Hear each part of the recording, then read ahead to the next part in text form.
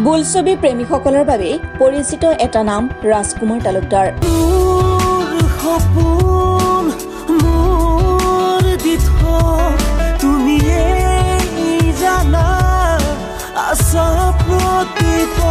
অসমীয়া ছবি জগত তথা ভ্ৰাম্যমানৰ এজন উদীয়মান অভিনেতা ৰাজকুমাৰ।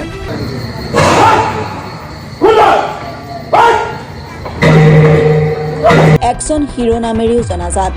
পিছে এবাৰ ৰিয়েল লাইফৰ হিৰো ৰূপত ওলাই আহিছে ৰাজকুমাৰ।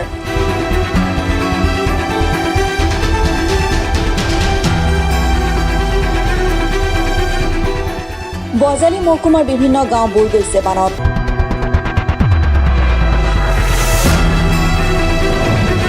ঘৰৰ ভিতৰলৈও পানী সোমোৱাৰ ফলত সৃষ্টি হৈছে এক হাহাকাৰ পৰিৱেশৰ।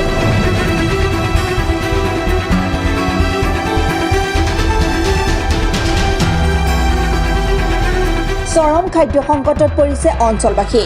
এনে সময়তে বানাক্ৰান্ত ৰাইজৰ পৰিস্থিতি বুজ ল'বলৈ উপস্থিত হয় অসমীয়া ছবি জগতৰ এজন সুদৰ্শন অভিনেতা ৰাজকুমাৰ তালুকদাৰ।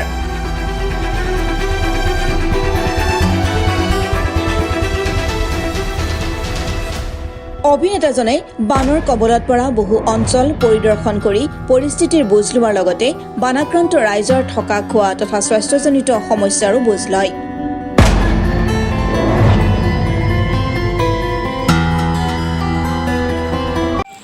এতিয়া মই বজালীত আছোঁ, পাঠশালাত যিহেতু মোৰ ঘৰ। বজালী বিভিন্ন জেগাত আপোনালোকে দেখিব পাইছে গোটেই বানৰ তাণ্ডৱ। এতিয়া বহুকেইটা নদী উপনদী ভাঙিছে, যাৰ কাৰণে গোটেই অঞ্চলটো বজালী অঞ্চলটো বহুত মানুহৰ অসুবিধা হৈছে। যথেষ্টখিনি পানী ঘৰৰ ভিতৰত সোমাইছে, খেতি বাৰী একদম বেয়া হৈছে। য'ত পশুধন বুলি কওঁ আমি, পশুধনৰ যথেষ্টখিনি অসুবিধাত আছে। আৰু ইয়াতে মই কৈছিলোঁ অকণমান আগতে ৰিলিফ কেম্পত, তাত বহুত বেয়া লাগিলে, কিছুমান মানুহ তাত আছে। গতিকে গোটেই পৰিৱেশটো আপোনালোকে দেখিছে দেশত যথেষ্টখিনি এতিয়া লকডাউনৰ ক্ষেত্ৰতে হওক, কৰোণাৰ ক্ষেত্ৰতে হওক, যথেষ্টখিনি এতিয়া গোটেই ক'লা দৰৰ নিচিনা গোটেই পৰিৱেশটো আৱৰি ধৰিছে। আৰু তেনেকৈ সেইটো সময়তে বানপানী।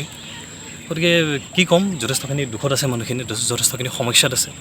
গতিকে আশা কৰোঁ ভগৱানে অতি সোনকালে মানুহখিনিক নিবৃত্তি দিয়ক, তাকে বিচাৰোঁ। অন্যহাতে বানপীড়িত লোকসকলক সহায় কৰিবলৈ চৰকাৰক আহ্বান জনায় অভিনেতা ৰাজকুমাৰে। অসম চৰকাৰক ক'ব খোজোঁ, যিখিনি মানুহ ইয়াতে ক্ষতিগ্ৰস্ত হৈছে, যদি যেনেকৈ পাৰে আপোনালোকে তেনেকৈ পদক্ষেপ লওক আৰু কিবা এটা কৰক, সেইটো বিচাৰিছোঁ। ধন্যবাদ। বজালীৰ পৰা বুবু কলিতাৰ ৰিপৰ্ট, অসম সংবাদ। অসম সংবাদ, আপোনাৰ মঞ্চ, আপোনাৰ কণ্ঠ।